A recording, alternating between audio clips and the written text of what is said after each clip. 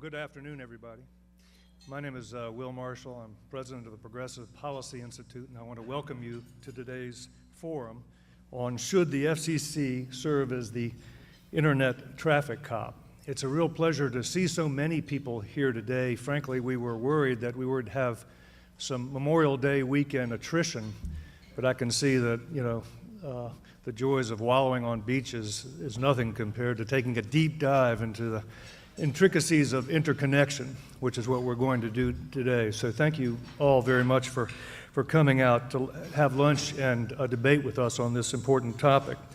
The Progressive Policy Institute has done a lot of work, as I know many of you know, on the communications boom in the United States. Our chief economist, Michael Mandel, has talked about the rise of a data-driven economy, which is the prime catalyst of investment and innovation and job growth in the United States, and has been since the depths of the late recession.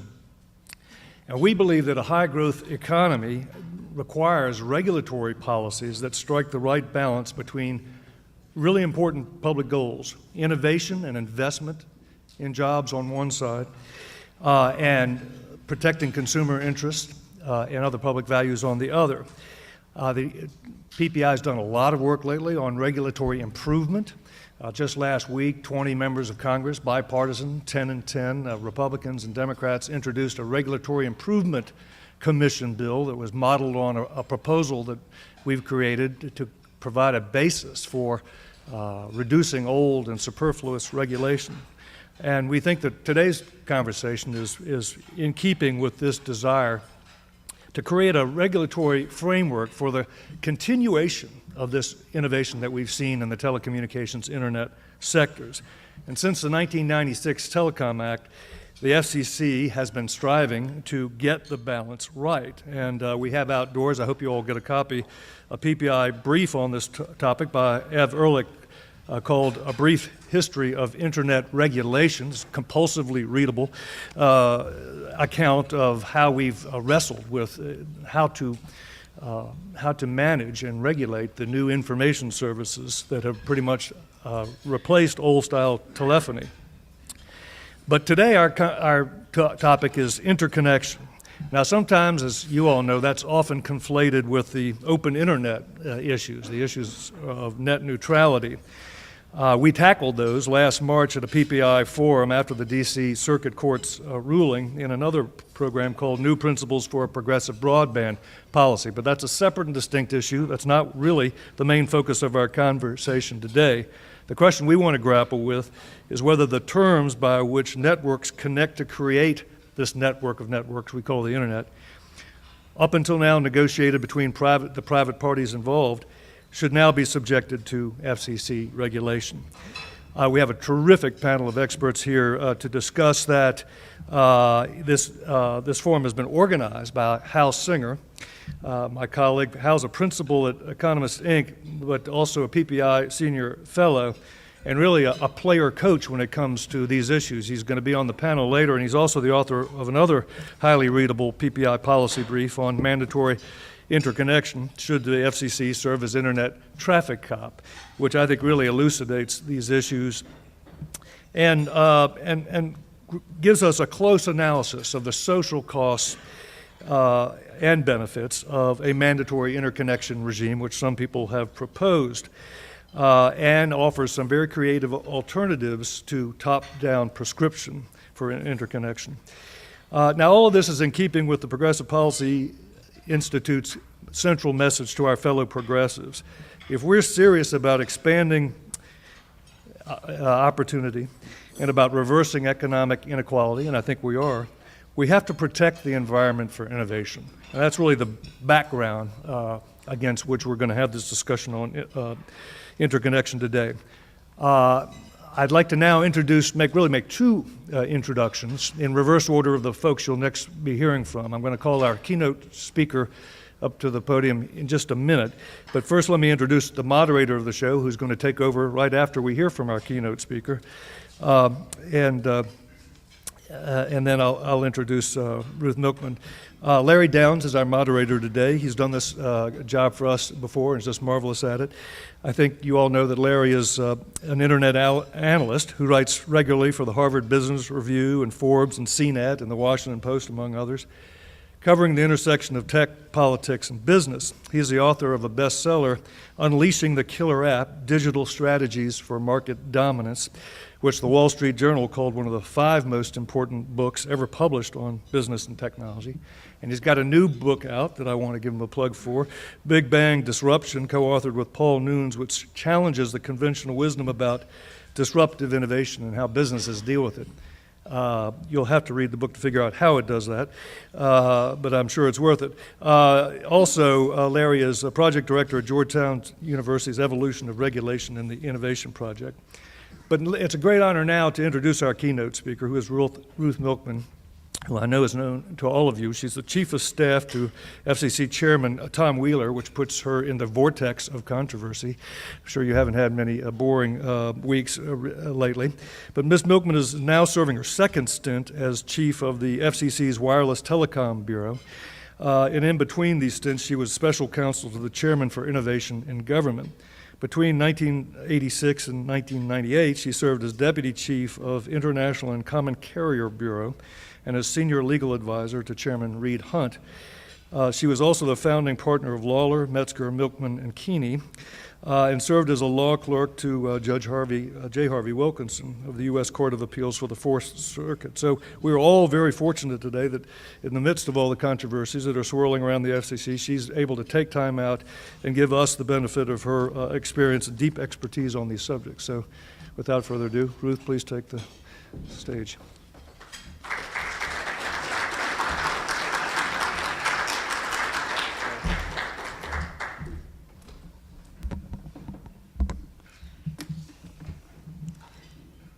Thank you, Will, for that nice introduction, and to Hal Singer for inviting me here and for organizing such a great group of speakers on this really, really important topic. I've been a communications lawyer for more years than I would care to admit, but before I became hooked on telecom policy, I was an English major, and one of the great novels of the 20th century in English literature is a book called Howard's End, and it has a 2-word preface, only connect. So I'm one of the few people who can honestly say that my degree in English literature actually prepared me for my career at the FCC. Since I joined the FCC in 1986 in government and in private practice, I've been interested in interconnection issues for a long, long time, so I'm really delighted to be here today and to kick things off with a few thoughts. Interconnection, of course, is key to all successful networks. A network, by definition, connects. First, a network connects component parts to one another, and that forms a whole, and interconnection takes this to the next level. So interconnection is just the connection of one network to another to form the network of networks that Will Marshall referenced. These connections and interconnections drive a network's value. They're the source of the positive network effects that benefit the public. And that's why, from the very beginning, interconnection has been a source of public policy concern. This link between interconnection and success is true of all networks. So if you think about the nation's railroad system, which evolved from short lines in the mid-1800s to regional lines interconnecting cities, and eventually a transcontinental railroad network connecting the nation, allowing passengers and goods to traverse the country with unprecedented speed and ease. So too, the electric grid.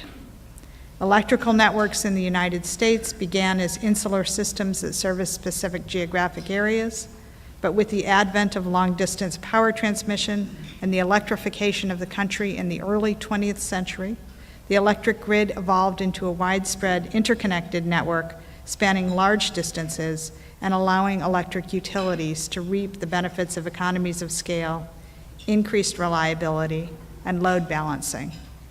And communications networks are no different. The first telephones were not networked. but individually wired together for private use.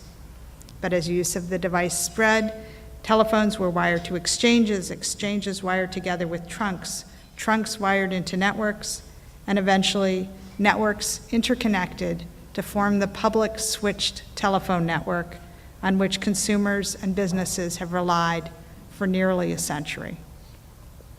All of these successful networks share a common theme. The interconnection that led to the network's success was encouraged and sometimes mandated by governmental efforts and regulatory oversight. But it's important to note that there have been diverse regulatory approaches to ensuring effective interconnection. Some have involved a lighter touch, others a relatively heavy hand.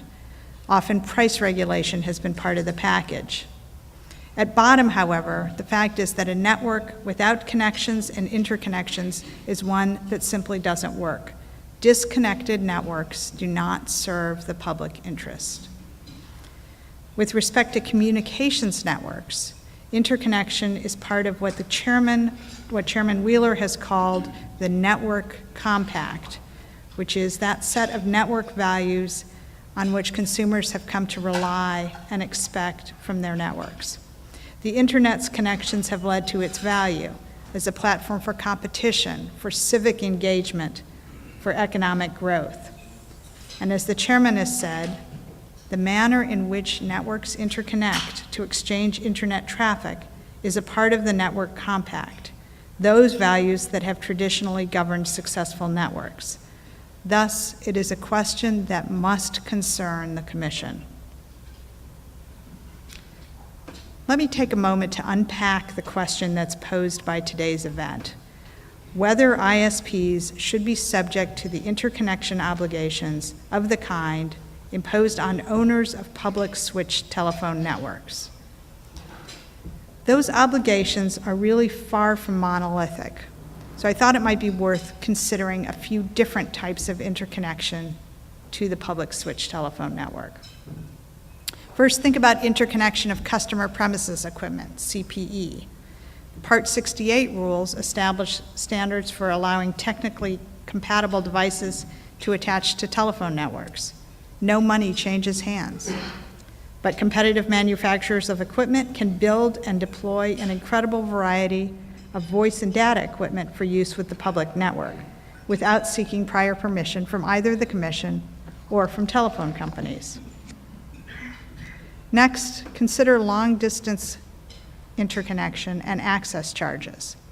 The availability of microwave transmission equipment after World War II significantly lowered economic and technological barriers to entry for long-distance communication. But to compete successfully, competitors like MCI needed to interconnect long-haul private lines with AT&T's local networks so they could connect subscribers to non-subscribers and vice versa. And in large part, it was AT&T's failure to interconnect with such competitors, including strategies involving degradation of interconnections, that triggered the Justice Department investigation that in turn led to the Bell System breakup. Then in 1982, the FCC approved a new post-divestiture access charge plan, which was an important component of competition in the long-distance market. Wireless carriers face a different interconnection landscape. Wireless providers have long been operating pursuant to what are essentially bill and keep arrangements for wireless-to-wireless interconnection, and this framework has proven successful for the wireless industry.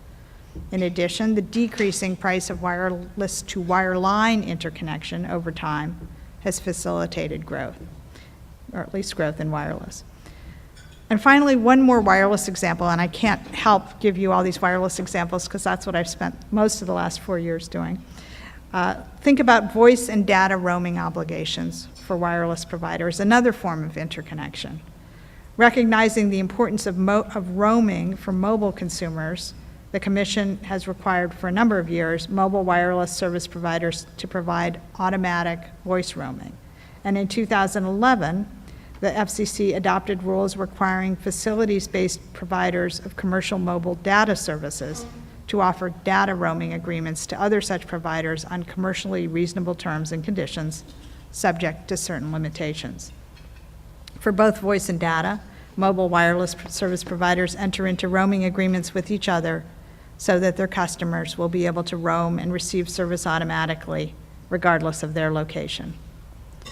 So turning back to interconnection for ISPs, what have we seen and where are we today?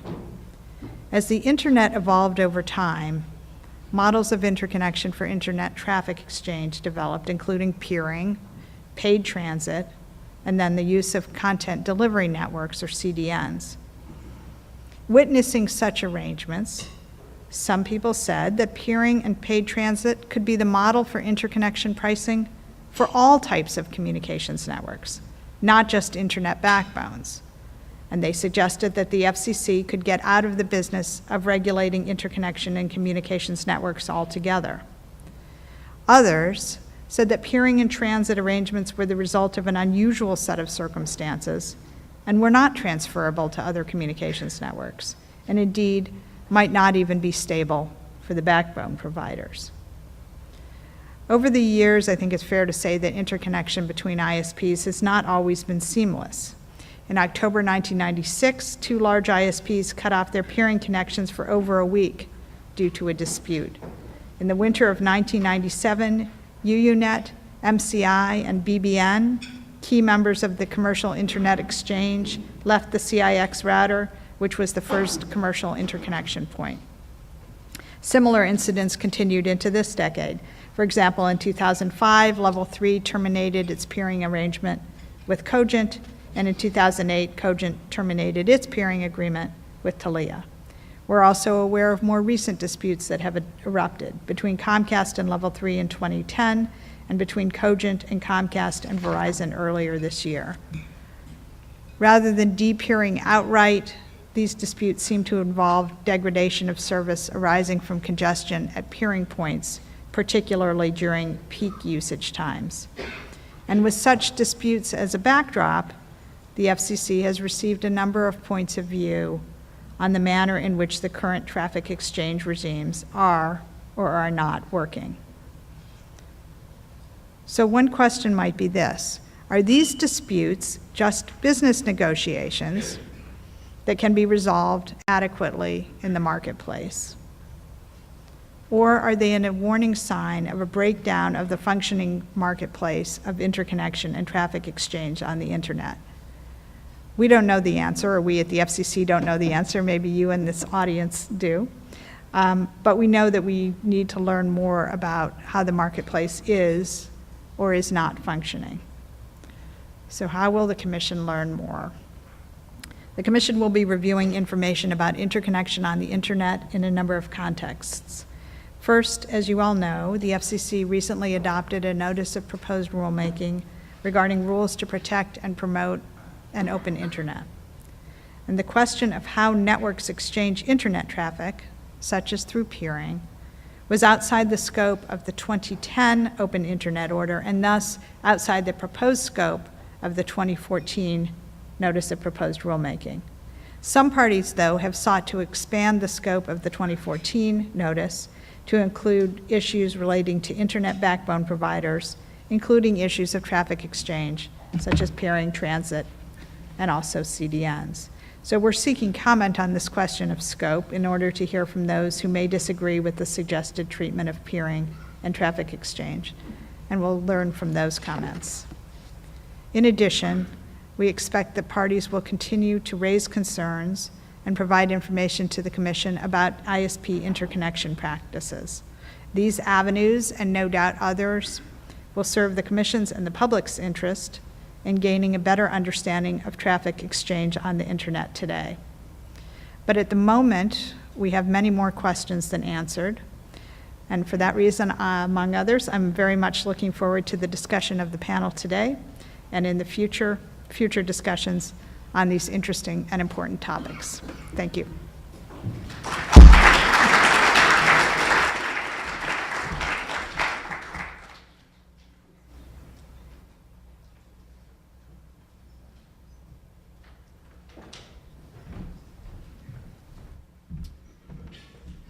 Thank you very much. I'd like to ask the panelists to all come up now. and we'll get us mic'd up.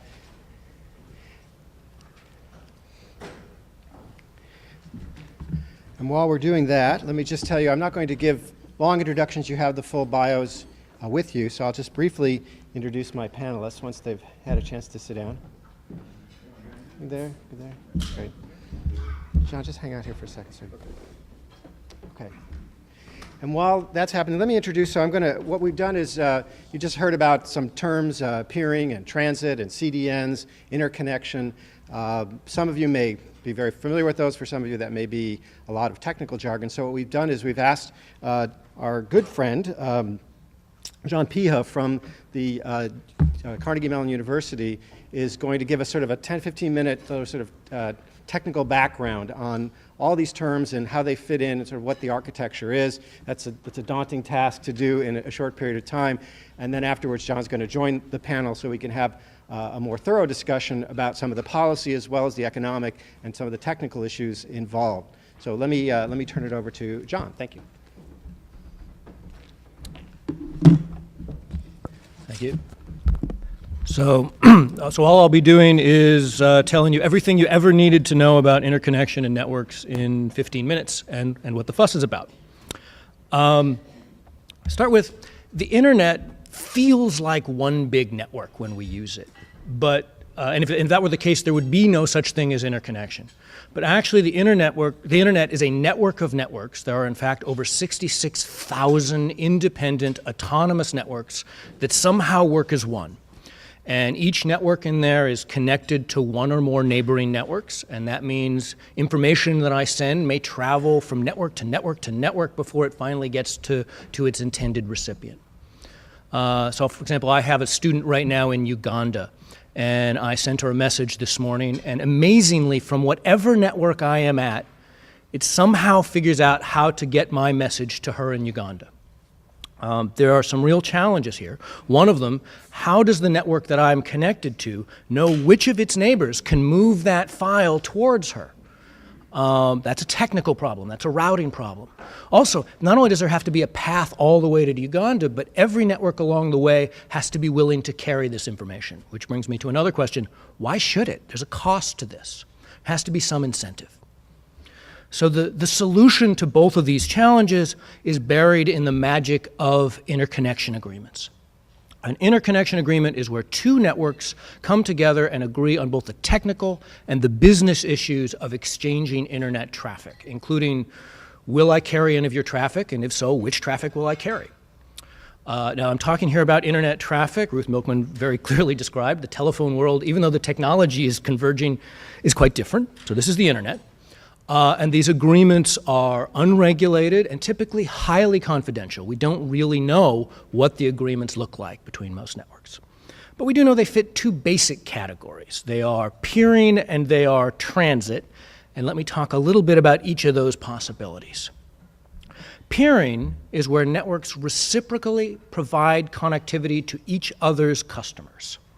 So in this figure, and I should thank Bill Norton, or AKA Dr. Peering, because I'm using his great figure here. In this figure, we have a green network and a blue network that are peering with each other. And that means an announcement flows from the green network to the blue network that says, hey, if you want to talk to any of the customers of the green network, they're over here. I know how to reach them. Send me your packets. And a similar announcement goes the other way from the blue network to the green network. That solves our technical problem. Now all the customers of the green network can talk to all the customers of the blue network. Similarly, in this figure, the blue network is peering with the red network, so all of their customers can talk to each other. But note, peering is not transitive. Green and blue are peering, blue and red are peering, but customers of the green network have no way to communicate with customers of the red network, not through peering. We need something else for that. So that's technically what is going on. In terms of the business arrangements, they vary. Traditionally or historically, peering was settlement-free. We'll serve each other's customers and no money will change hands. And that works very well among peers, among equals. But in fact, if a very small network approaches a very large network today, that small network is probably going to be asked to pay some money. And that is paid peering. Technically the same, but there is money involved. The other arrangement is transit. Through transit, one network is able to provide access to the entire rest of the internet, or in some cases, some subset of it that they agree to. So in this case, we have a customer and a transit provider. The light blue network in my slide is the customer, and it is going to the orange transit provider and saying, let me communicate with all of the internet. And the transit provider says, okay, here, I'm going to send you announcements. Here is every network in the world that I know how to reach, and if you want to communicate with any of them, just send me your packets. I know how to reach them. And similarly, all the light blue one just sends an announcement, well, if you want to talk to any of my customers, here is where you reach those.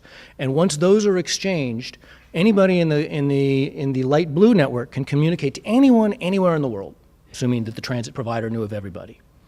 And everybody in this case includes both the transit provider's direct customers, and since this transit provider in my figure is peering with the yellow transit provider, it includes the yellow transit provider's customers too.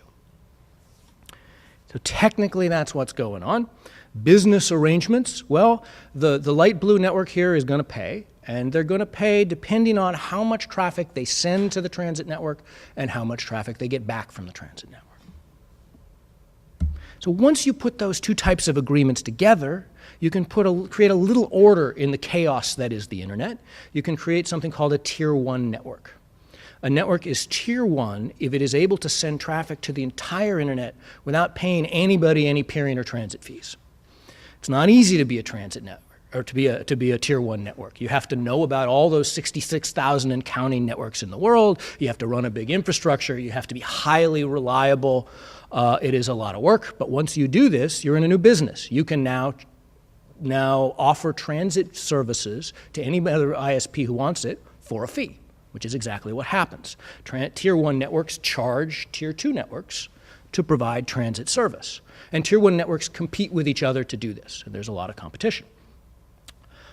Tier 1 networks they always peer with each other settlement-free.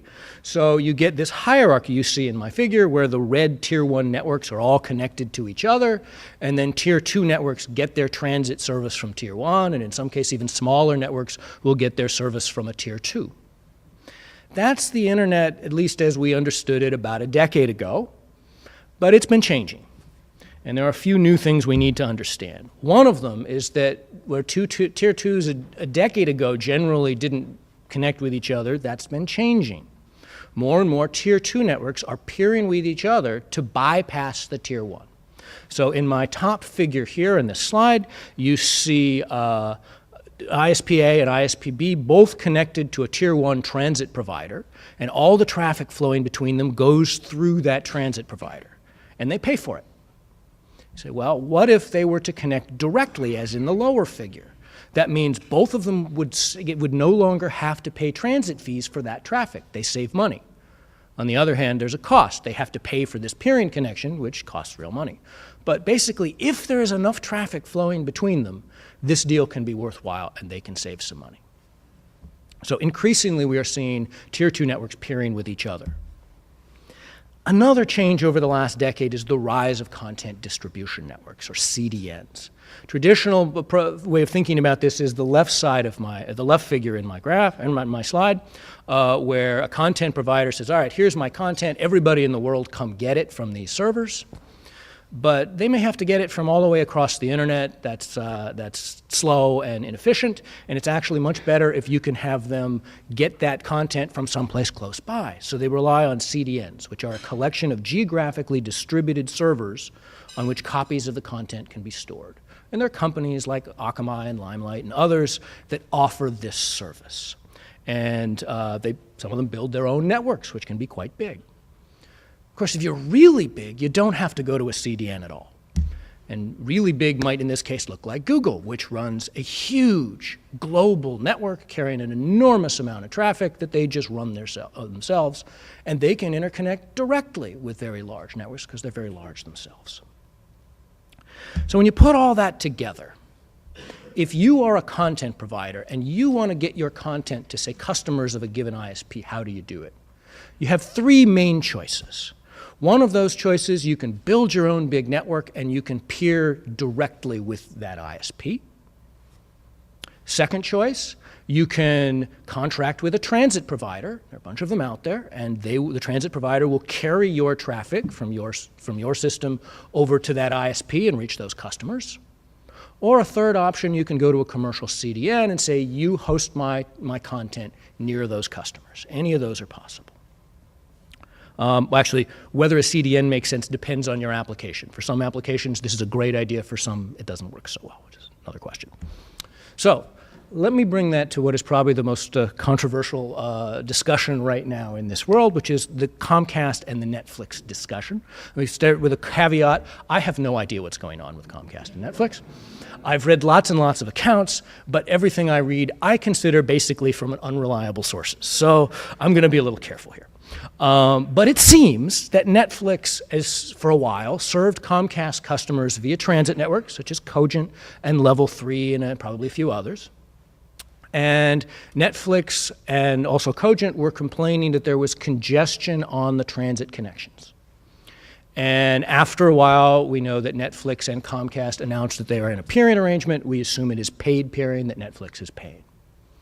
So how do we understand this? How do we think about this? Let me first talk about how I think we should not think about this, but a lot of the press articles I read seem to. And they annoy me, and as a matter of therapy, I want to spread my annoyance on to all of you.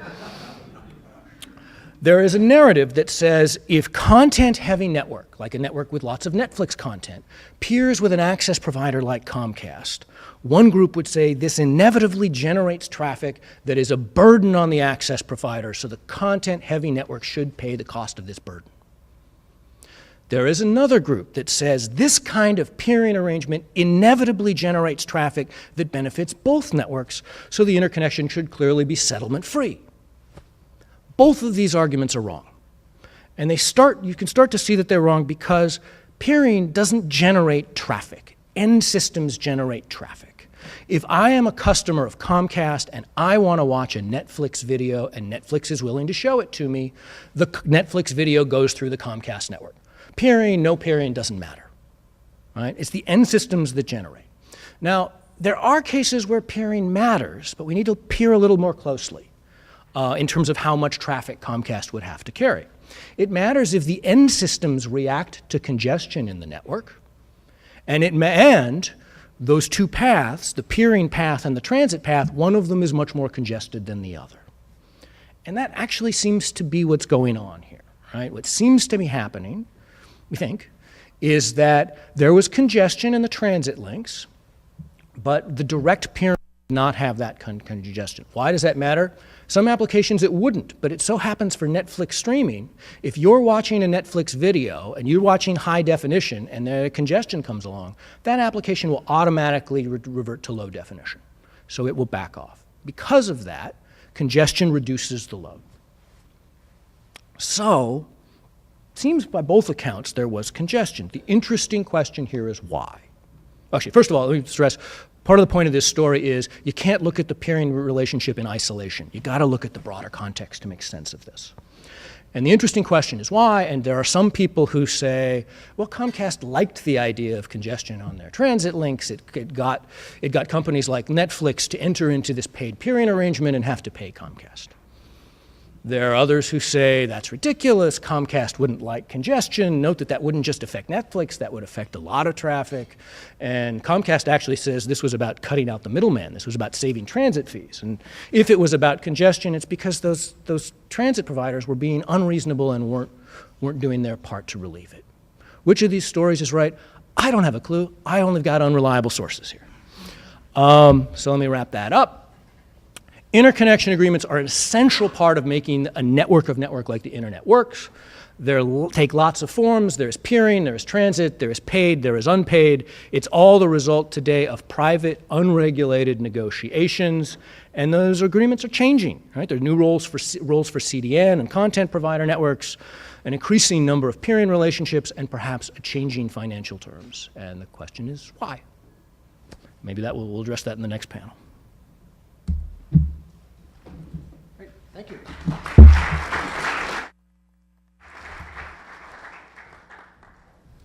John's going to join us as we have a discussion on a number of fronts about this. Before I introduce my panelists, I just want to tell you that if you are following this discussion on Twitter. The hashtag for our event today is hashtag FCC NetRules, FCC NETRULES. If you'd like to post some questions or comments as we're going, please feel free to do so.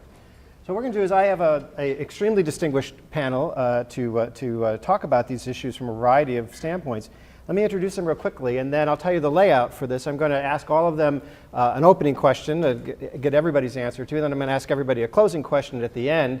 In between, I have about 3 hours worth of questions, which clearly we're not going to get to all of, but then we're going to save some time at the very end, the last 20 minutes or so, for your questions. So if you have them, prepare them, and we'll get to you when we can. So let me introduce the panelists from my left down to the end. First is Kevin Werbach, who's the Associate Professor of Legal Studies and Business Ethics at the University of Pennsylvania at the Wharton School. I have Hal Singer, who is a Senior Fellow with the Progressive Policy Institute and a Principal with Economists Incorporated. Professor Jerry Faulhaber, who is the Professor Emeritus of Business Economics and Public Policy at the University of Pennsylvania Wharton School, and also former Chief Economist of the FCC. Anna Maria Kovacs, who's a visiting Senior Policy Scholar at the Georgetown University Center for Business and Public Policy, and then John, who you met, Professor of Electrical and Computer Engineering at Carnegie Mellon, and also former Chief Technologist for the FCC. So let me start with a quick question for all of you. John just explained that interconnection refers to sort of the back end of the internet. Currently it's regulated, if you will, by thousands of these private and, as John said, confidential agreements between network operators, most of which are, so far, at least we understand, are done even on a handshake basis. Not a lot of them are even written down. I want to ask each of you very quickly to give me your top line here. What role, if any, do you think the FCC should be playing in regulating those agreements? I'm going to start with Kevin, and I'm going to go down the line. Sure. I think Ruth started us off in exactly the right place, which is interconnection is essential to all communications networks, and it's essential to the internet. I think it's a false dichotomy to suggest that there's this internet world, which is this purely private nirvana, and there's this communications world, which is this heavily regulated area where the FCC decides on every agreement.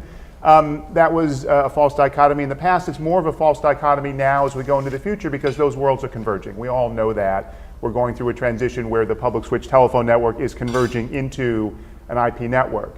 So I think the fundamental question is, in that environment, is it appropriate to say there is no role for a public policy backstop? And I think that would be the wrong approach. I think for all the reasons that we've heard, interconnection is essential. And interconnection is a key opportunity for anti-competitive behavior and for results that would constrain the information ecosystem. So I think it's absolutely right to say the FCC should not micromanage the process. For the most part, it shouldn't be setting prices in the same way that it has for regulated incumbent telecommunications carriers. But I think it's important to have an FCC public policy backstop. And one of the reasons was the reason that John gave us. We don't know. We're all speculating about this because all of these agreements are totally outside of the discussions that we have in public policy circles. But all along, the FCC has been there in the background. The FCC never said, we're never going to have anything to do with internet interconnection. What they said was, we believe traditionally this is a competitive market that we don't need to get involved in. That was a factual determination. The world is changing.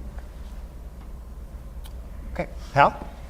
Thanks. So I look at this from an economic perspective, simply what are the benefits from imposing mandatory interconnection, what are the costs? And I've tried to lay those out in this short policy brief that was left with you.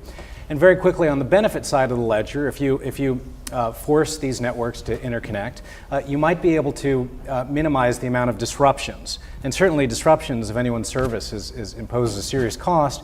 But in my review of the episodes looking back in history of the internet, we don't see a lot of disputes.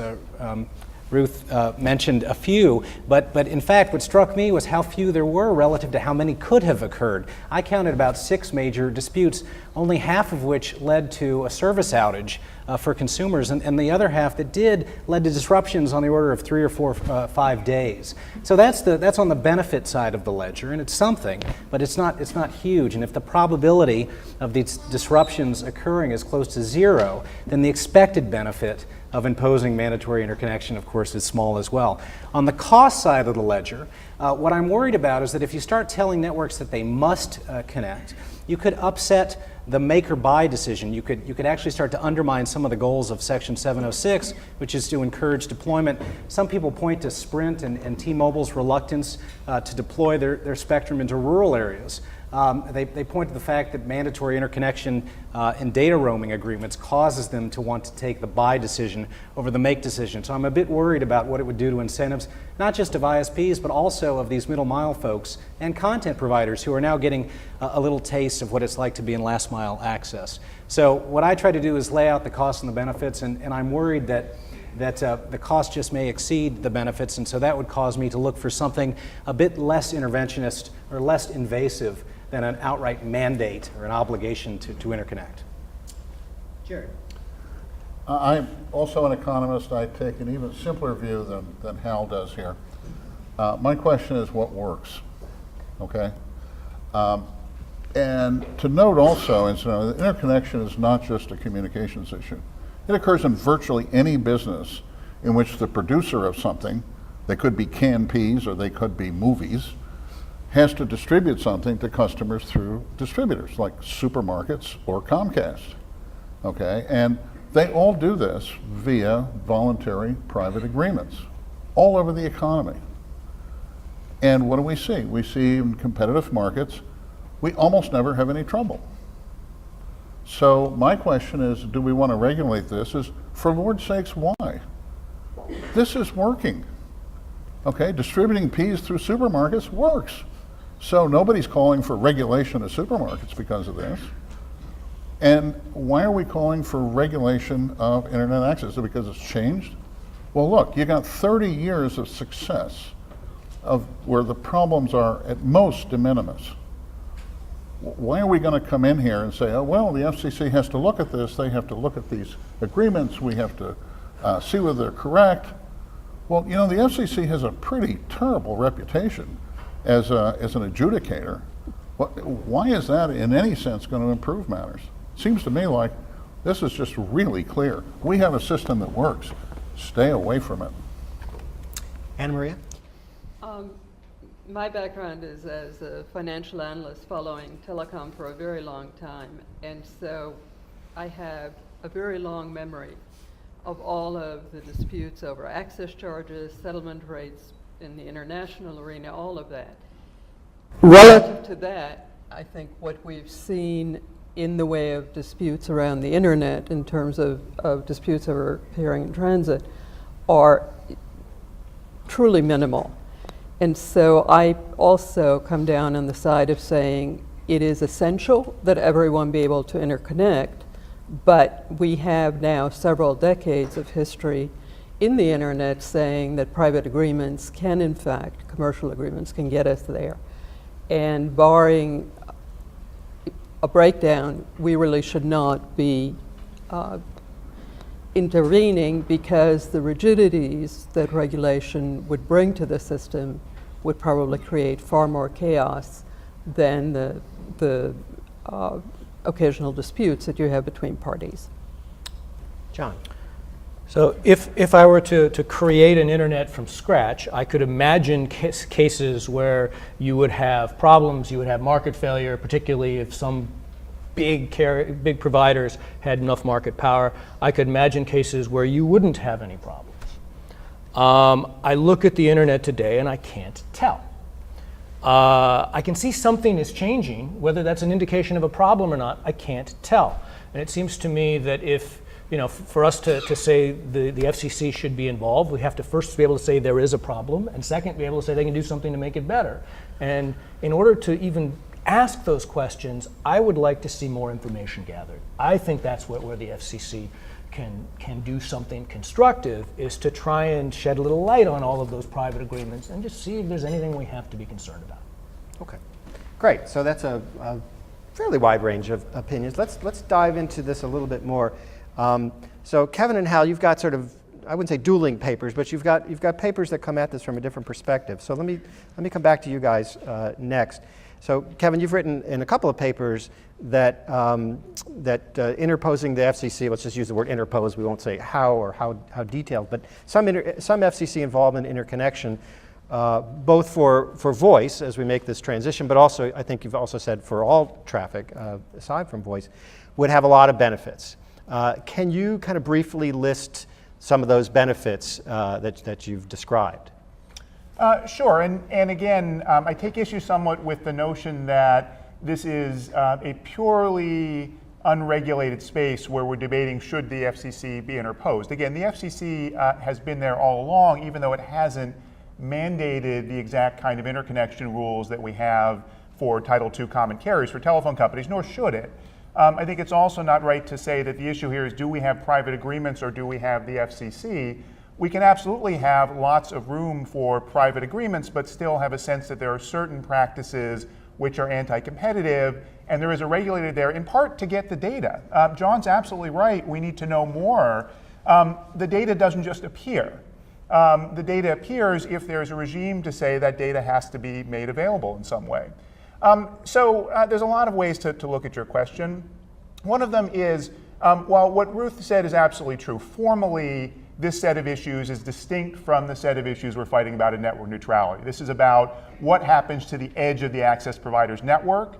It's not what happens on the network of a Comcast or a Verizon or an AT&T when the traffic goes all the way to their end user. That's what the net neutrality fight is about, but in many ways it's the same issue.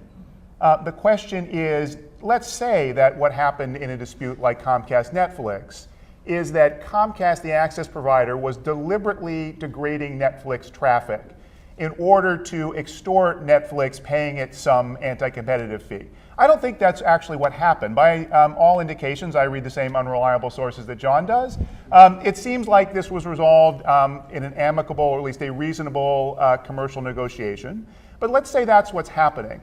Fundamentally, that's not so different from the net neutrality story that Comcast or a similar company would do exactly the same thing, degrade traffic and differentiate traffic on its network.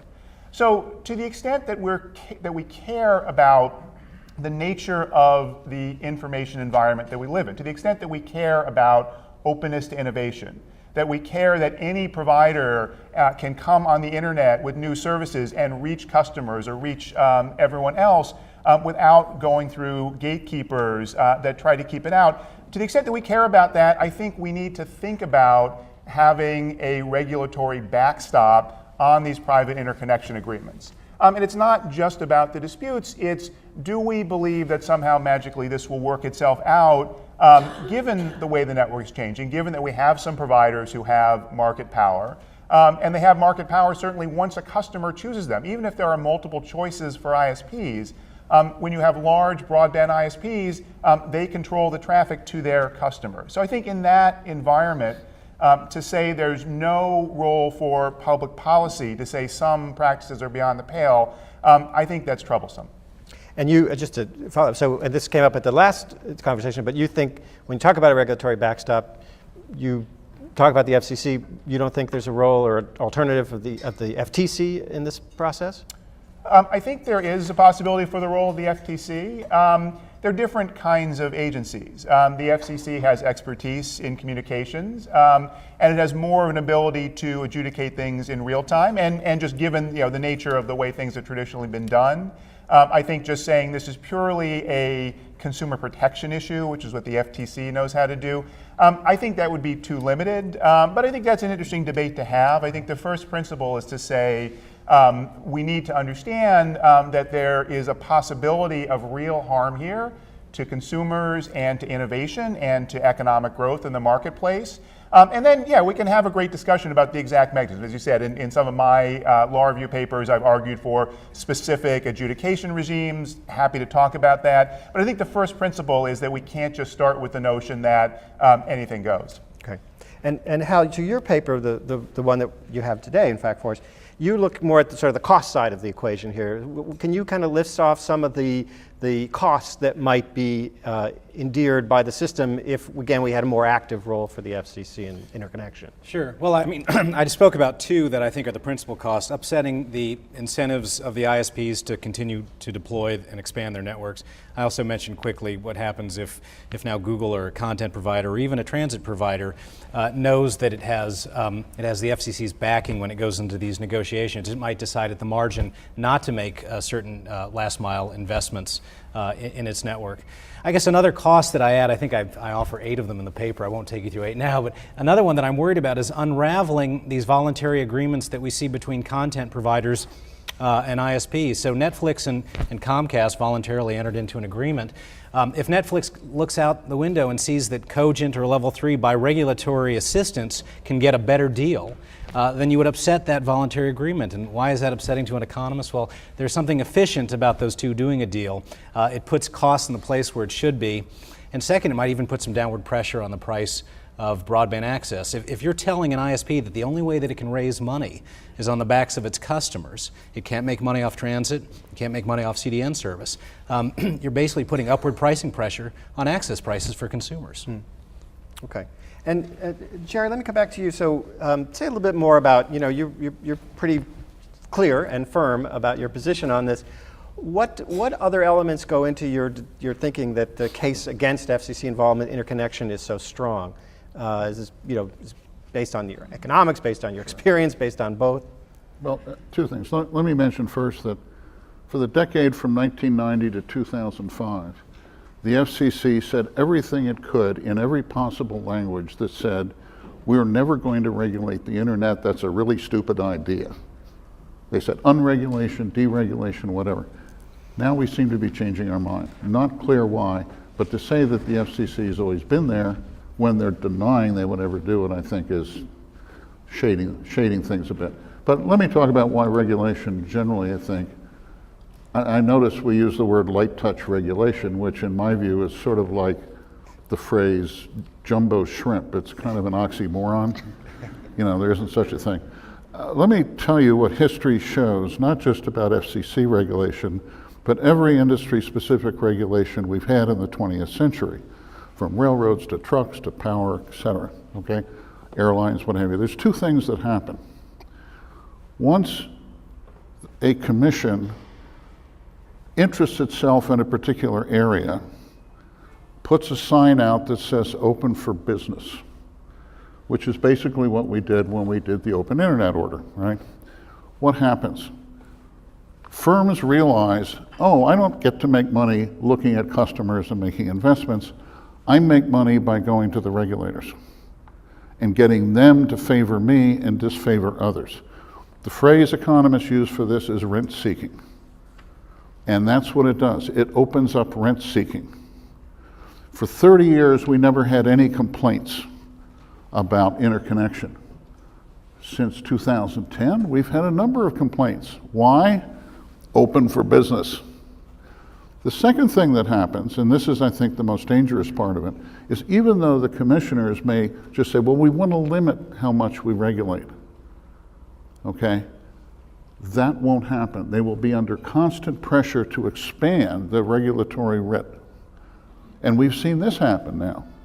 Level 3, for example, in 2010 said, let's try to leverage network neutrality into regulating interconnection. Now, Janikowski said at the time, quite wisely, no, that's not network neutrality. We're not going to touch that, okay? Well, even that appears to be changing. So it looks like we're now leveraging the interest of the FCC in network neutrality into interest in interconnection. How much more do we expect? Well, if we look at the history of regulation, it will encompass the whole internet eventually. Camel's nose under the tent, okay? There's a backstop, light touch regulation. Doesn't happen that way, guys. Just look at what regulation has done in the past. It's a disaster. If you love the Bell system and Title II regulation, you'll love this with the internet. Was that clear enough? I thought it was good. Well, we'll let the audience decide that. Anne Maria, so a lot of your work, as you said, is focused on how investors think about the broadband infrastructure. What could you tell us about how investors might respond to a more active role for the FCC in regulating interconnection? One of the things investors do is look at data, and whether you're looking at data from Cisco VNI or telegeography or Sandvine or Akamai or any number of other sources, what you're going to see is tremendous growth, not only in the amount of traffic that runs over the internet, but as John pointed out earlier, a tremendous amount of flexibility in the way the internet has evolved to respond to that.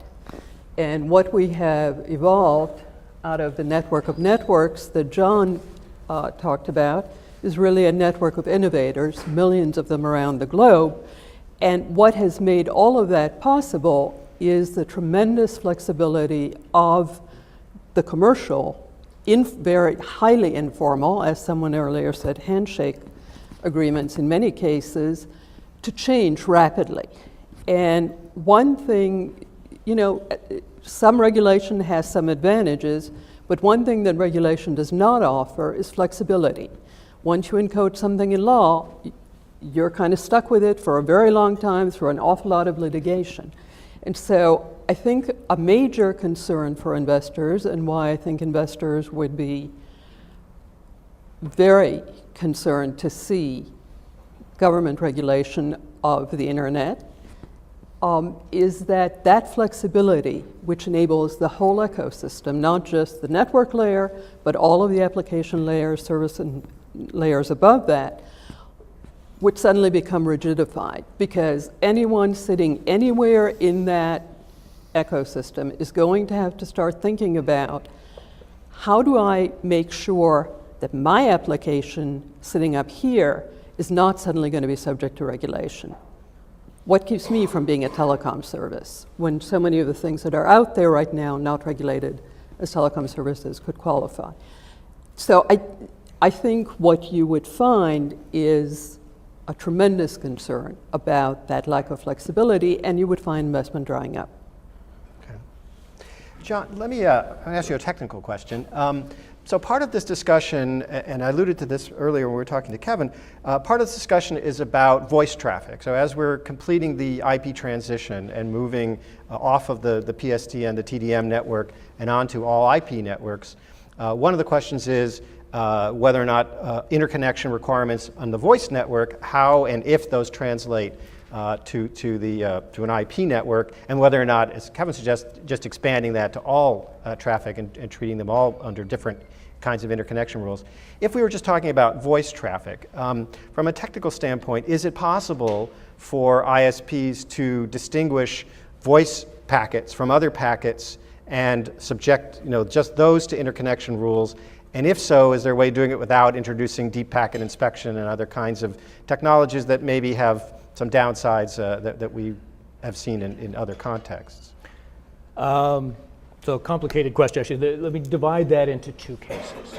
There is a voice over IP service that would run through your cable modem and would probably look to you just like a normal telephone. And those IP packets carry voice, but they're never mixed together with other internet traffic. In the world today, they may actually be converted back to old circuits and then back to IP again as sort of a leftover of the legacy circuit switch days. Yeah. I can imagine the world where hopefully, that sort of artificial technology change will go away and voice will connect to voice. They'll all be IP packets, but they'll all be voice. And it won't be any different from what it is today. Contrast that with something like Skype, where the voice packets are all mixed together with all the internet traffic, and now I can't tell it apart unless I use something called deep packet inspection. So as an interesting question, the first kind of voice over IP service is probably going to continue to live on for the foreseeable future, even as we go to IP. We will have interconnection that technically is IP, but in terms of policy and business arrangements looks a lot like telephone. But the more we mix these together, I'm actually, from a policy, technically I don't know how we're going to separate them. We could do it through deep packet inspection. And from a policy perspective, I'm actually getting a little worried as we start to treat these different kinds of traffic differently, as to why and how we're treating it differently, and if it's because of exerting market power or just normal business. Yeah, well, go ahead, Anna Maria, and then Jerry. Well, to me, looking at it again from the investment perspective, think about someone who's designing a game, right? I want to invest in someone who's designing a game. I want that kid in his garage to think about the best possible game, not to think about how to design it in a way that will keep the voice part of the game out of regulation. You know, look at Skype. You figure out how to divide voice from the video packets. What's Skype going to look like? How are they going to sort of arbitrage the rules to stay out from under the regulation? That's what I meant when I said earlier that for investors, the huge concern is going to be eliminating a lot of innovation and a lot of flexibility, because the energy that now goes into those is going to go into regulatory arbitrage. How do I design my product, my service, to avoid regulation? Yeah, Jerry, go ahead. This is a very interesting point, which is the transition from the old public switch telephone network, the copper wires, to eventually to IP. And I want to commend two folks. One is Kevin. He has a great paper on this. I disagree with all his conclusions, but it's a great paper. The other thing I want to mention that Chairman Wheeler has teed this issue up, and it's an ugly issue. I'm glad he did it. Somebody's got to look at it, because, you know, telephony, wired telephony, is in free fall. And we've got a lot of companies that have all kinds of obligations to maintain copper wire in a situation where that's a dying market. I mean, it's in paroxysms of death, okay? And we have to figure out how to do that. Now, the only thing I don't want to have happen is that the death of the PSTN become the tail that wags the interconnection dog. I think we have to keep our view on what do we want interconnection to look like? Do we want it to be Title II regulated, or do we want it to continue as a free market thing? And I don't want the death of PSTN to really determine that outcome. I think that would be a mistake. Well, Kevin, I don't want to mischaracterize your position on this, Kevin. So let me just clarify this. Is your view that, however the FCC gets involved, or more involved, or stays involved with interconnection, do you see a distinction between voice traffic and all other traffic in terms of what that regime would look like, or do you see a similar set of rules, similar set of regulations applying to all of them? And if so, is it 251 and 252 of the existing Act? There's a set of legacy issues, as Jerry said. The paper that Jerry's talking about is called No Dial Tone. It's coming out imminently in the Federal Communications Law Journal. And the issue there is we've got to transition. We have a set of industries that is subject to certain regulation. And the problem is the way things have evolved, that regulation is all or nothing. And once traffic goes to IP as a technical matter, the argument is suddenly all those rules go away, while the industry stays the same. While you still have the existing structure of the communications industry, where we have no longer legally mandated monopolies, but still some very powerful, very dominant players, and players that understand how to play that regulatory arbitrage game. You can't just say, guess what, IP is magic pixie dust, now you're in the internet, and now it's a get out of jail free card. That's the flip side about the concern that you're hearing about regulatory arbitrage, is an arbitrage that goes the other way. So as that transition happens, and I agree with Jerry, it's a difficult set of issues, but one that appropriately the FCC is taking on, and the industry is taking on as well. We need to work through what the transition looks like. At the end of the day, no, it doesn't make sense to say that there's some magic about voice packets that's somehow different than any other kind of packets. At the end of the day, I think we need one interconnection regime, which is, again, why I've been trying to argue that these distinctions that we've historically made between what happens on the PSTN and what happens to voice traffic that somehow is not on the PSTN, what happens for net neutrality on the network versus what happens for interconnection off the network, all these distinctions ultimately don't make sense. In the middle, there's a lot that we have to do to maintain relationships and to manage a transition. I think that's appropriate. But at the end of the day, the question is what we want to have. And what I'm worried about is what Jerry said at the beginning. I would hate to see the internet turned into a supermarket that's just selling us peas. That's not what the internet is today. That's not the kind of open platform that's generated so much extraordinary innovation. That's a traditional market where you've got a distributor that controls what's on the shelf space, and they have the power of life and death over every purveyor of products by allocating that shelf space. And it's a linear market. It's distributor to customer. Nothing comes back from consumer back the other way. That's not the internet that we've had over the past few decades, and that's not the internet we should have in the future. So, I mean, obviously the FCC can only work with the tools the FCC has available to it by law. We mentioned, or I mentioned, Section 251, Section 252. That deals with interconnection now on the switched telephone network.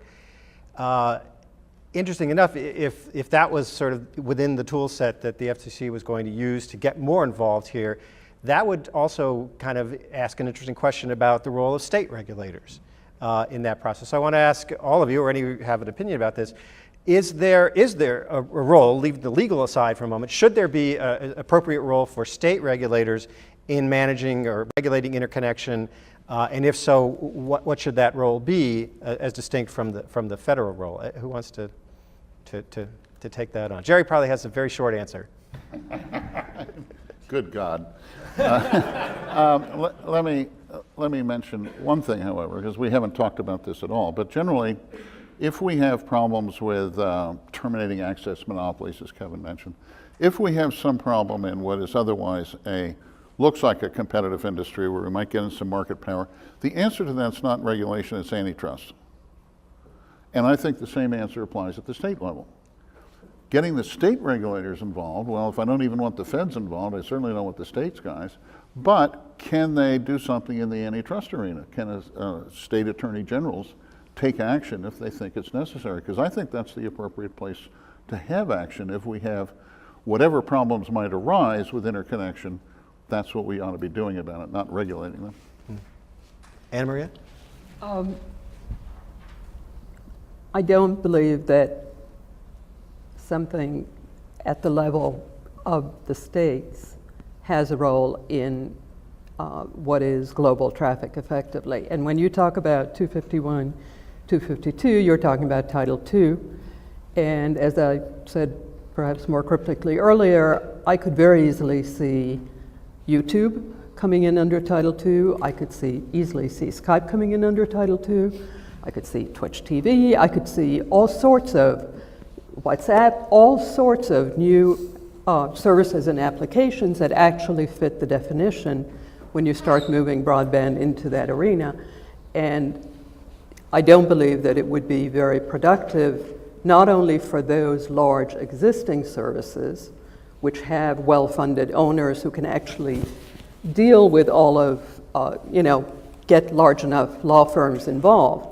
I think the real damage would be the next Google that we're all trying to protect in all of this discussion that doesn't have that kind of those kinds of resources and would also find itself fighting in 50 different state arenas and a whole bunch of courts.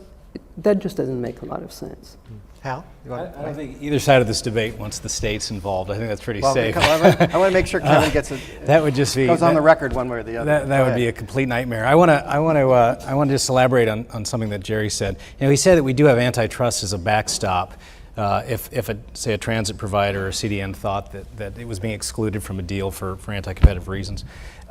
We have something else too. It's important, and I mentioned this in the policy brief, and that is we're about to get a new set of rules that are designed to protect edge providers, namely content providers and app providers and device makers. And these are going to be a no blocking rule is going to come out of the You're talking about the open internet. Yeah, but I just want to point out that it isn't just entirely antitrust that we'd be leaning on. We'd be leaning on antitrust plus whatever new protections are going to come out for content providers, including a non-discrimination rule, a no blocking rule. So to me, the real way to kind of tee up the policy debate is once you have antitrust and once you have the rules that are aimed to protect content providers, what extra protection are you getting by overlaying an interconnection obligation?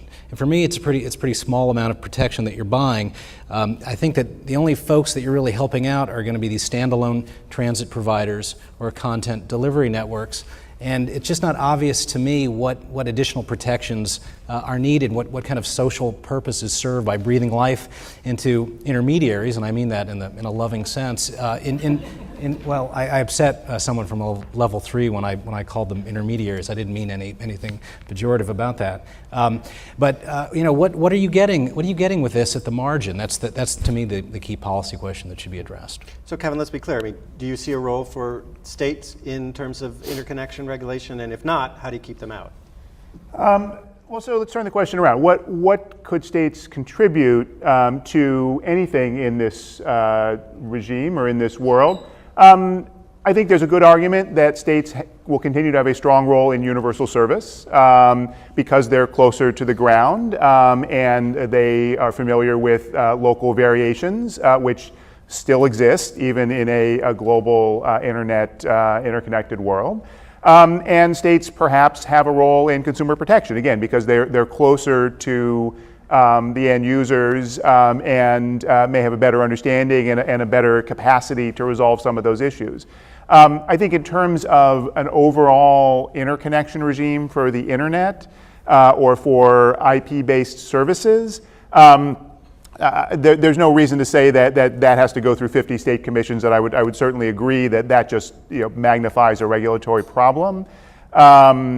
But I think there are some of these issues that come into play where, for example, if you have a rural provider that's being blocked or traffic that's not being delivered, I think a state could have some role, at least as a fact-finding matter, in that dispute. So we could talk about how to do that, but I don't think that's really core to any of these issues that we're talking about here. Okay. Yeah, John, go ahead. So I've already made a comment on whether we regulate and transparency versus regulation, but assuming you were going to regulate, I just remind you that we're looking at interconnection between two big networks. Each of those networks may operate in dozens of states, and they probably have interconnection points in at least half a dozen states, maybe a dozen states. If you have a dozen different sets of state regulations, what does that do to interconnection agreements, and how can you even find where the problem is if you're only looking at what's going on in one state? I think you need federal agencies involved, if any. Go ahead. I mean, I guess to me that's one reason I was happy to see Section 706 as sort of the preferred mode in the open internet order that came out, even though Title II is also raised, because it seems to me that leaves the FCC a lot more flexibility in all of these areas in terms of what it would draw into the net of regulation and what it would exclude. I mean, it's lovely for Kevin to say states have this role but not that role, but if you actually, as I know he has done extensively, look at 251 and 252, states initiate stuff.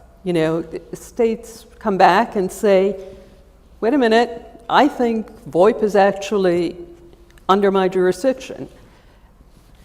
It's kind of hard to prevent that if you've brought in that regime. So, and what that then means is a very lengthy process during which investors have no idea what the outcome is going to be, during which the attention of the companies that are involved is focused on the legal issues as opposed to focused on their business. So that to me is the concern. Did you want to follow up? Can I Kevin? Sure. One is this nose under the camel's tent. Look, I was at the FCC in the 1990s. They didn't want me to have the word internet in my title because they thought it would scare people. So I got to be called Counsel for New Technology Policy. We were dealing with all these issues. We were dealing with regulation of VoIP in 1998 when the FCC put out something called the Stevens Report, which, if you look at it very closely, says essentially phone-to-phone carrier voice over IP is a telecommunications service. We're just not going to say that right now because we want to let the market grow. And if you look, we had open internet rules from 2010 to 2014 when most of them were overturned by the court, and all investment didn't dry up and all the internet didn't just become this regulated thing that everyone's afraid of. So it doesn't necessarily go all one way or the other. The one thing I'll say about the states, the one thing that I worry about with the PSTN transition, and this gets fairly technical, but the efficient way to do IP interconnection is with a smaller number of interconnection points. So the legacy interconnection of what's called TDM, the kind of interconnection we have on the phone system, you basically have interconnection all around the country. And so there are lots of companies that are interconnected into the phone network in lots of different places. IP, so you look at how companies like Comcast, which do IP-based national, they're the third largest phone company in the US, they switch all of their traffic in something like 4 or 5 places across the country.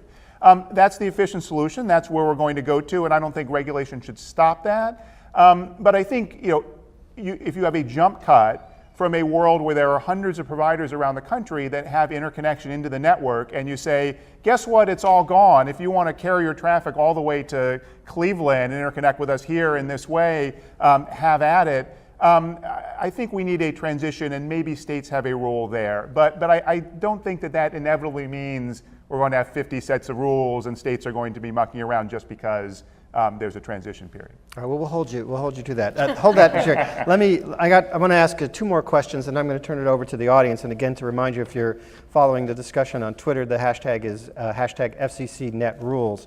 So let me ask 2 last questions before I turn it over. A couple of you have talked about Netflix, and I want to sort of explore that a little bit further. So beyond the actual relationship they have with Comcast, we do know that they've been developing their own CDN technology now around the world, in fact, for some years, and they've recently announced new transit agreements with a number of ISPs, not just Comcast. There has been a lot of discussion about this that described that as a sort of first of its kind arrangement and a dangerous one. But I don't know how many of you saw, there was an article last week from Dan Rayburn that actually gave a very nice chart showing of all the main content providers, including Google, Apple, Amazon, Facebook, Microsoft, and all of the direct interconnection relationships they had with it wasn't complete, but with many of the leading ISPs and some of the leading intermediaries. Is there a better word that they want, Hal? No, I just know they don't like that one. So let me just ask again, all of you, and take whatever order you're most inspired by. Are these kinds of arrangements, which apparently are much more widespread than at least some of the reporters have suggested, are these kinds of arrangements dangerous? And is this something that the FCC should encourage, discourage, or do nothing about? Anne-Marie, you want to go? I would be on the side of encouraging commercial agreements, possibly by simply doing nothing about them, which is the way they've evolved for a couple of decades. I mean, another piece of news recently was Google saying they're going to be peering with Netflix, settlement free. And I think it's lovely. One set of companies reached an arrangement that works for them. Netflix itself with another company reached a different arrangement. You're talking about Google Fiber in this case. Yes, Google Fiber, that works for them. That's fine. I don't see any reason to intervene in that.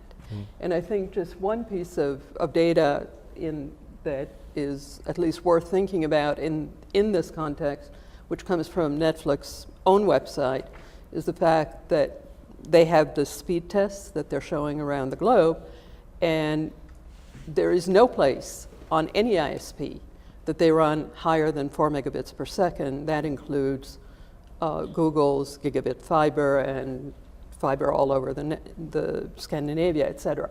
So I think before we make assumptions about what's going on in terms of congestion with individual ISPs, et cetera, we need to start to understand that perhaps Netflix is making choices that work for it with a whole range of different ISPs. Yeah, Hal? So I think these sorts of agreements should be encouraged. The FCC really doesn't have to encourage it; they're going to happen. And I think, as an economist, if we see content providers, large content providers, basically vertically integrating into CDN networks, into transit, they're doing it because it makes economic sense to do so. They must be getting better terms than if they were trying to go through an intermediary. And so you start to get concerned for the intermediary who gets squeezed out of the relationship, whether it's Cogent or Level 3. But I just want to point out that there's still a lot of traffic from small and medium-sized content providers that's going to continue to use these intermediaries. In fact, Level 3 announced in its first quarter 2014 earnings call that Netflix was not even the top 30 of its customers. And so in that sense, you think that these guys are going to do just fine without the regulator breathing life into their business models. Yeah, this is a red herring. The rules are not to protect one set of companies or one set of companies. The rules are about protecting the openness of the internet ecosystem. So here's the data. Packet Clearinghouse, which is an organization that studies things like peering, did a survey in 2011. They looked at 144,000 peering agreements. They had data from 86% of all of the internet providers in the world. You want to guess what percentage of them were settlement free? 99.73%. All right, very, very few had any positive charge of the sort that exists in this Netflix Comcast arrangement. Well, you might say, all right, well, that's because traffic was equal. Netflix is different because it generates so much traffic. What percentage of Netflix's peering agreements are settlement free? Over 99%. Now, I think absolutely that deal with Comcast, the deal they have with other parties, may very well be entirely legitimate. Again, every indication that we have suggests that this was hashed out between two parties. Netflix got some benefits, and that's fine. And I think we should allow for that differentiation to exist among companies. It's one reason, it's funny, for you in the audience here, I'm the one far to the left in this debate. But in the net neutrality debate, far. Well, okay, to the left. In terms of, I'm the one here that's advocating for some regulatory role in interconnection. In the net neutrality debate, I often find myself with my friends on the other side, where I'm suggesting that the approach that Chairman Wheeler suggested in the net neutrality or the open internet notice of proposed rulemaking, which would allow for companies to do some level of private agreements as long as there was not a slow lane and someone was degraded. I think that that's a reasonable approach if it can be done in a way that has a backstop. But it's the same issue. Just because two parties sign a contract doesn't necessarily mean that there isn't anti-competitive behavior, that it's not essentially an extortion relationship. We need some mechanism to get that data, to have some sort of backstop. Within that, absolutely go at it. And I think it's entirely reasonable to think that there will be some of these deals, like the ones we're seeing, that have a price, have a charge, and that's fine. But if we go so far as to say that anything is allowed because we just assume that parties are doing a competitive deal, that's when we have the danger of closing off the openness of the internet and that freedom for innovation that we've all benefited from. And once that's gone, it's going to be hard to ever get it back. John, and then Jerry. So firstly, it's clear that there are agreements that bring tremendous, additional peering and interconnection agreements that bring tremendous efficiencies. We know that. To pick an extreme case, there are ISPs in Africa that not all that long ago used to have to send to transit providers on a different continent and then back to Africa to get to an ISP nearby. That they can peer directly is a huge win. We want to encourage lots of those arrangements. But there is something new going on here, which is interesting. A dozen years ago, I wrote a paper which I called the benefits and risks of net neutrality, which I described if you had a broadband provider that had market power. They're always going to be able to exert that in the broadband market, but there's these, at that time, new technologies coming along called deep packet inspection that said, well, they could apply that separately in the video market or the web market or the voice market, and if they can openly discriminate, there might be some interesting new problems we got to keep our eyes on. And I thought that had nothing to do with interconnection. At the time, it did have nothing to do with interconnection. Now it's a little less clear. Now that we have interconnection agreements just with a video provider, you start to raise those questions again. Is this treated differently because this is a video provider that, by the way, competes with a cable service? I don't know.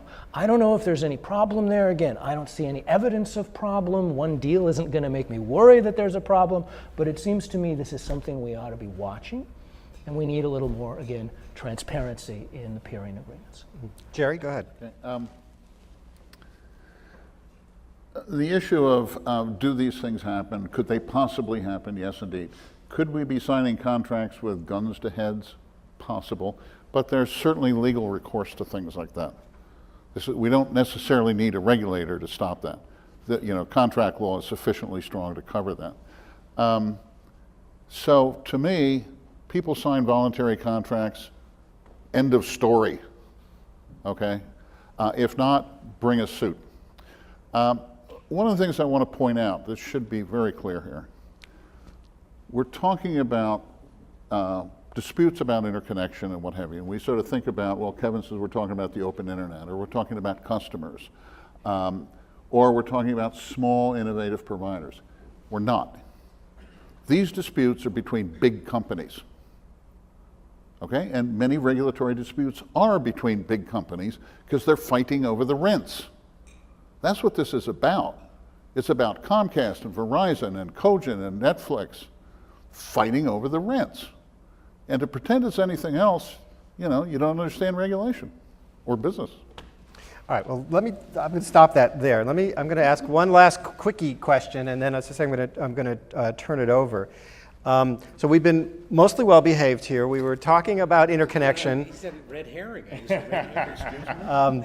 We were talking about the interconnection, which is the back end, and obviously, you know, the elephant in the room here is discussions about the front end, and we've mentioned a couple times the NPRM that was issued a couple weeks ago on new open internet rules.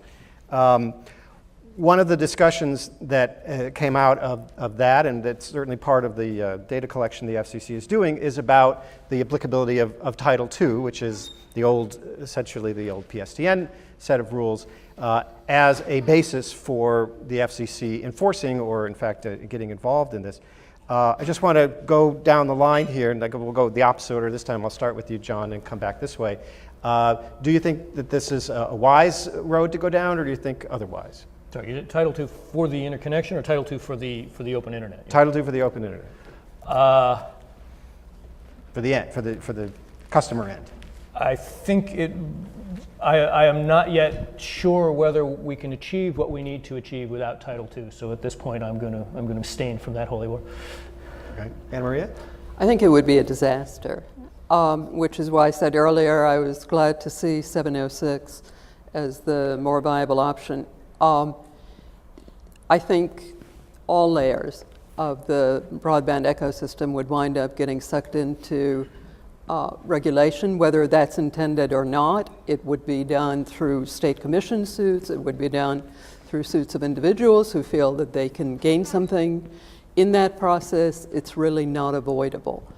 So I think it is far wiser to start out in a limited way and see if that works, rather than start out with something that is potentially 20 years of litigation, pretty much stopping innovation. Jerry? It's hard to improve on your statement. It really is. Okay. I would say this. I don't. If we have to have something, I think where Chairman Wheeler is pointing us to non-discrimination, and it's hard to argue about that. The only problem I have with it, that's who could be against non-discrimination. But I think it's the nose in the 10 argument, and I think that's where you're going, which is to say, once it's in, it's going to expand, as you mentioned. That's my concern. Hal? So I think using 706 authority is the right way to go. I think Chairman Wheeler's initial instinct was the correct one. I think that you have to tolerate some priority deals, but police them on a case-by-case basis after the fact for any, if discrimination ever rears its ugly head. But bringing Title II in, as I've written, is like using a fire hydrant, installing a fire hydrant in your kitchen for the chance of putting out a kitchen fire. It's aesthetically not very pleasing, and your kids could flood the kitchen. Be fun on a hot day. Or that.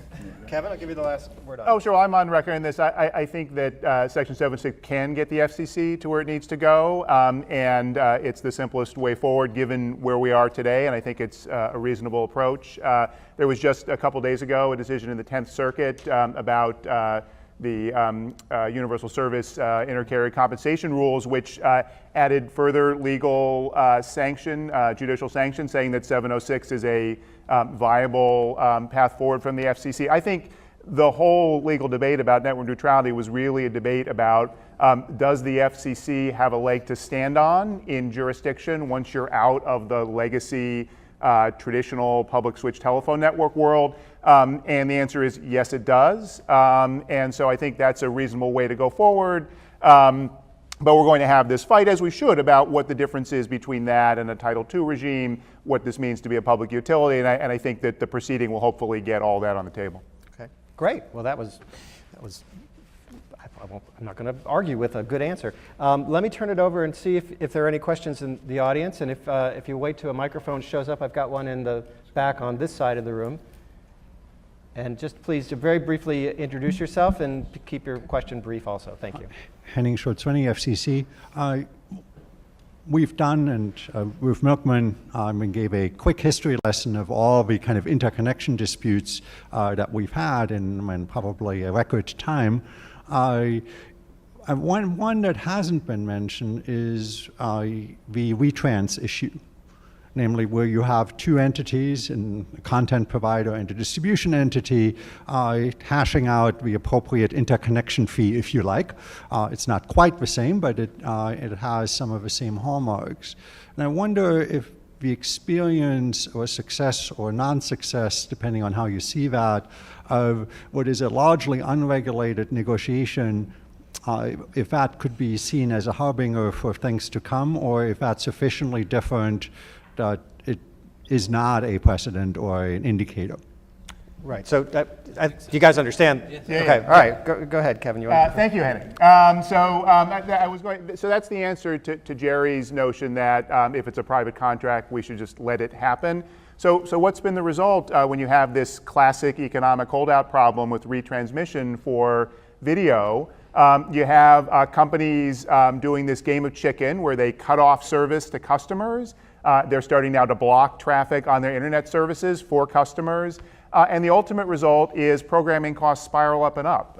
You wonder why your cable bill keeps going up. One big reason is that the resolution of these disputes over retransmission, where the FCC is really hamstrung by the rules and the way it's interpreted the congressional mandate to get involved here. The easy result is these parties eventually agree to deals which raise prices and give consumers lots of channels they don't actually want.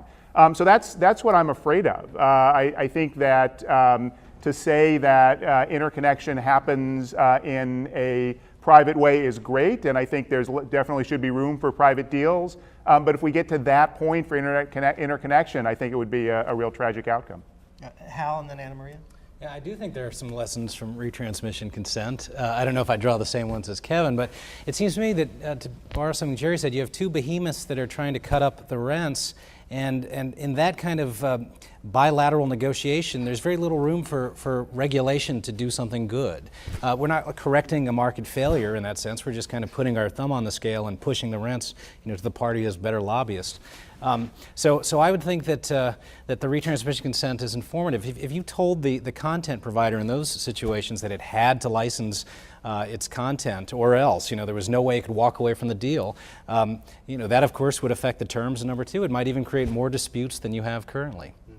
Anna Maria, did you want Well, I think one major difference, if we're making the assumption I'm making, which is we're still going to have no blocking on the internet at the access level, is it's not going to be possible for the access provider to block the content provider.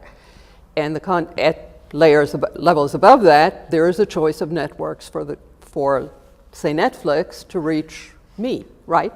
So if my access provider can't block and Netflix can get to me through a whole web of different connections all over the internet, how do you get to that problem? John? Well, first I'd say I'm happy to say we do not yet see evidence of those kind of failed negotiations on a massive scale. They happen a few times, and that's not good, but they're not happening as often as in this scenario. If they started to happen more often, I frankly would first hope that we would see third-party organizations. I happen to be part of BTAG, for example, or other extra government organizations perhaps playing a mediation role, but we'll have to see if we get there. I hope we don't. Jerry, did you want to? Something that hasn't come up and I think is relevant here, particularly when we're talking about the FCC kind of jumping in and regulating here, is when we had interconnection regulation of the telephone network, which in the old Bell system days worked pretty well because it was pretty easy to do.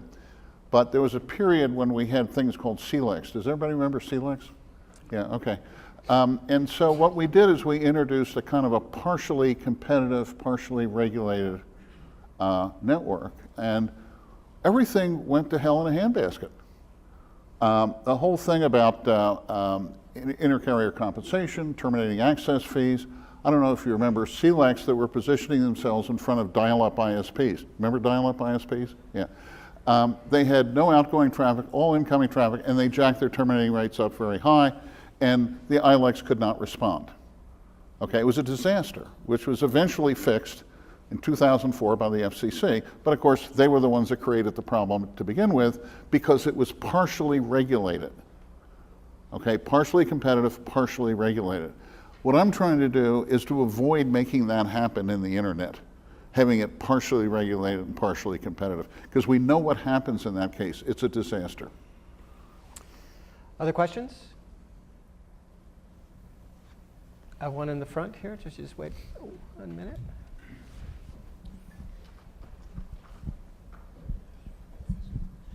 Mike Nelson with Microsoft and Georgetown University.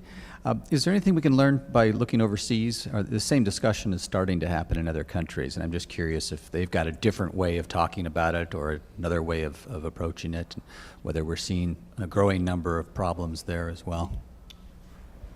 So two answers to that question. One is in response to what Jerry just said. The disaster of dial-up internet access was when the carriers, the Bell operating companies, came to the FCC and said, the internet traffic is congesting our switches. We need to impose permanent access charges on dial-up internet. The FCC said no. The result of which was that the internet market in the US did not have permanent charges for most subscribers, unlike most of the rest of the world. The result of that was the internet exploded in the US far more quickly and developed far more sophisticated ways than anywhere else in the world. So absolutely there was arbitrage and there was rent seeking by some of those CLECs, but there was also a benefit, and that's one lesson historically. The lesson today on this issue is if you look at OECD papers on this, what they talk about is most of the rest of the world has settlement-free interconnection. And part of that is they have different market structures where they've required open access of broadband providers, which almost every other developed country in the world has done. We haven't done in the US. So they have different sorts of issues. The only places we've seen things similar are a few cases, for example, in France. There was an issue where Free, which is a competitive provider of broadband, was allegedly degrading YouTube traffic. And there was a bunch of different things going on. ARCEP, the French regulator, looked into it and eventually concluded that there didn't appear to be any deliberate degradation, but it was handled within this regulatory regime. They looked at the data, saw what was happening, made public the information, and things seemed to be generally resolved. That's the closest case I can find. But most of the rest of the world has a different structure of their broadband market. It's worse in some ways than ours, but it doesn't necessarily have the kind of concentration of market power that we have here. Of course, a lot of them also too have direct government censorship of absolutely, certain amounts of content as well, which is different. Anybody else want to weigh in on the international question? Okay. Other questions?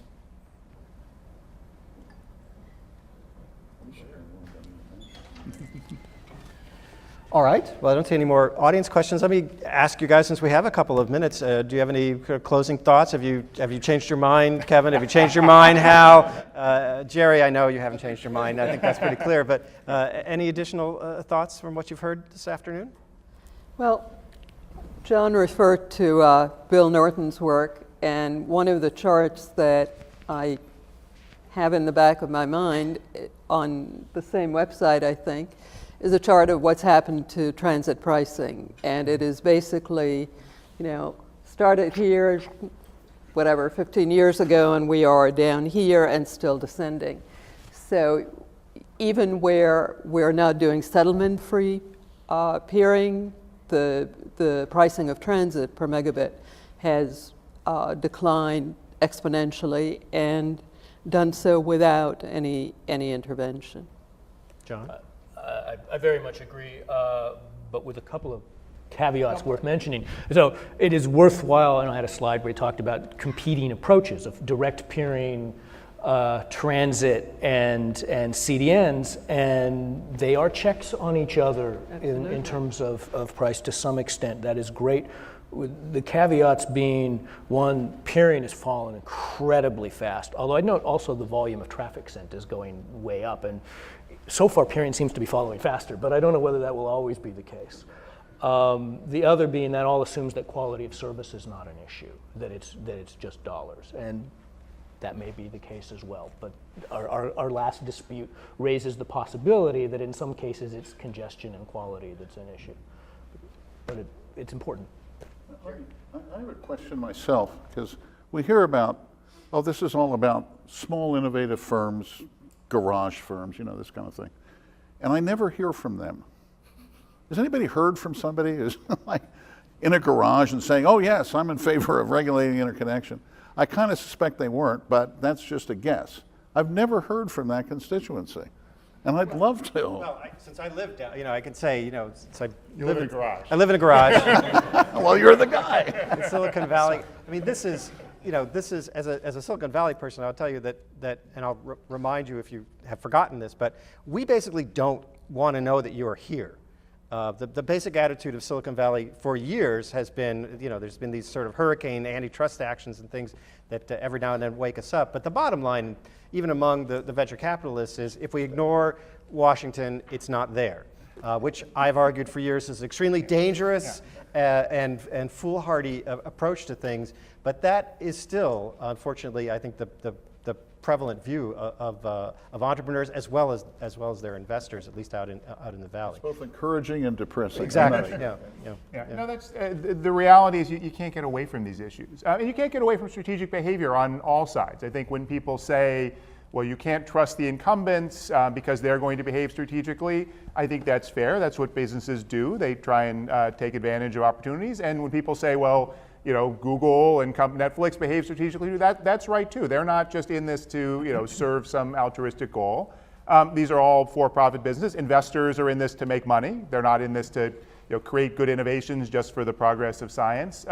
Everyone behaves strategically, and the question is, what's the minimal regime that we need to channel this in a positive direction? Do we need anything, or do we need to realize that these issues just aren't going to go away? There's no set of circumstances, I think, where we're going to turn around in 10 or 20 years and say, oh, it all worked itself out, we can all shut down the FCC and go home. This is the nature, with Ruth started us at the beginning of the day, it's the nature of any network industry that there are these potential for these flashpoints. Hal, last thought? I'm actually worried that we're learning about the interconnection debate through the prism of the Netflix, really the Netflix wars. Whether it's Netflix, Comcast, Netflix, whoever. And Netflix may not be all that representative of your average content provider. And so I'm concerned that regulation is going to be spawned through a prism that might be a false one. I also want to just point out that Netflix has certain counter strategies in its pocket if it wanted to. For example, if an ISP gave it a hard time, they could impose an ISP surcharge for customers with that ISP to discourage people to switch to a rival ISP. They're in the driver's seat in that relationship, and that's just another reason why we should take a go slow approach to layering on another layer of regulation. I'm going to give Anna Maria the last word. Just to answer Jerry's question, there is a blog post on the FCC's blog that was put on Friday in response to the chairman's blog by Brett Glass, who runs a wireless ISP in Laramie, Wyoming. And it is an impassioned plea to not regulate the internet, explaining from a very small ISP's perspective what that would mean to his ability to gain investment. So that at least is worth a read. All right, well, thank you for that, and thank you to my exceptional panelists here, and thank you to PPI for organizing this event, and thank you for all of you for coming. I've learned a lot, so I hope you have as well. And join me in thanking the panelists.